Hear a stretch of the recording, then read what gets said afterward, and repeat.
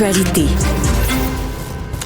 Le conjoint de Susana Rocana Cruz, officiellement accusé de meurtre de deuxième degré, finalement, on a bien identifié son corps. Ouais, puis c'était comme secret de polichinelle, effectivement, là, Richard, de savoir que le corps qui a été repêché le 13 janvier dernier était bel et bien celui de Susana Rocha Cruz, mais ça a l'air que le corps était en très mauvais état. Elle avait les mains attachées ou On quoi? parle de mesures de contention. Est-ce que c'est les mains attachées, les mains, les pieds, un bâillon? T'sais, on ignore exactement, mais une chose est claire, cette femme-là est morte d'un homicide. C'est ce que la police a affirmé. On se comprend qu'il n'y a pas grand monde qui s'en vont nager les mains attachées, là, Richard.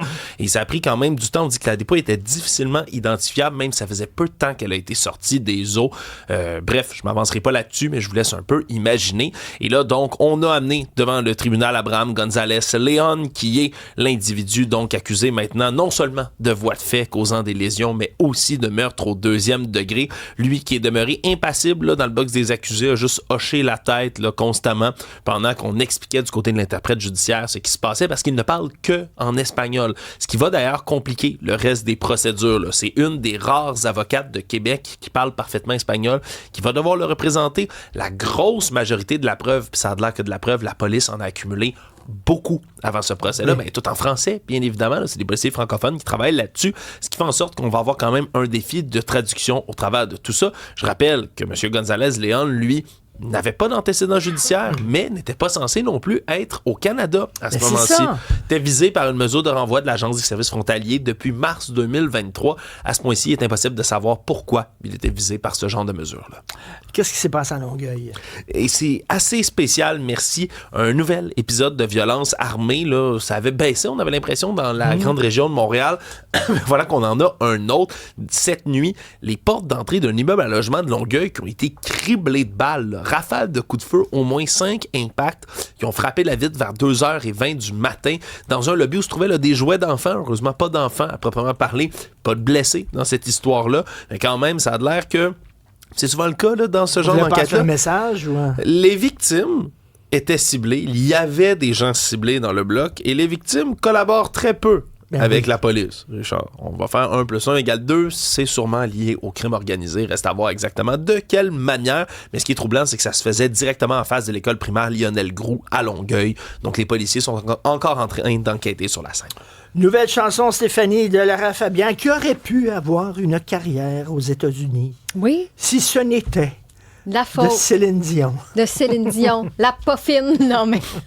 Je veux dire, ça a fait jaser là, ça, la semaine passée. Mais finalement, l'ancien agent de Lara Fabian a dit que non, il n'y a pas d'amertume entre les deux, que tout est correct. Mais bref, oui, peut-être qu'on veut changer d'air, un petit peu changer les sujets pour Lara Fabian, alors qu'on a dévoilé aujourd'hui une nouvelle chanson, près de 2 ans après la sortie de son dernier album. C'est une chanson qui s'intitule « Je veux danser », coécrite avec l'artiste française Vita.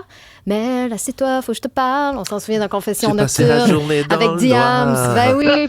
Donc, Parle-moi pas. Faut pas que je parle là-dessus. Donc, une chanson très pop. On va écouter un extrait tout de suite.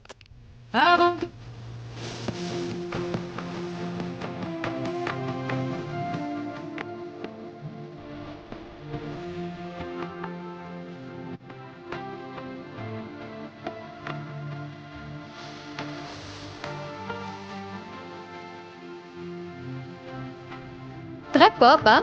Ça fait la job. Alors, ben oui. Je veux danser. Mais danse, Lara, danse. Danse. Mais quand on écoute l'entièreté de la chanson, on se rend compte que c'est plus profond là, que juste danser. Là. Elle parle, entre autres, je pourrais lire les paroles. « Encore un geste, la terre nous déteste » avant de constater que la fin des temps n'a plus rien d'un test. Donc, il y a quand même un portrait de notre époque actuelle qui est un petit peu plus sombre. Et c'était le but de cette chanson-là que Lara Fabian a expliqué, entre autres, en entrevue, disant que des fois, c'est pas obligé d'avoir une musique très, très sombre pour accompagner des paroles plus profondes. Écoute, Leonard Cohen, sa chanson The Future, c'est sa chanson peut-être la plus sombre au point de vue des paroles. Il parle de fin du monde, de décadence sur une petite air de samba.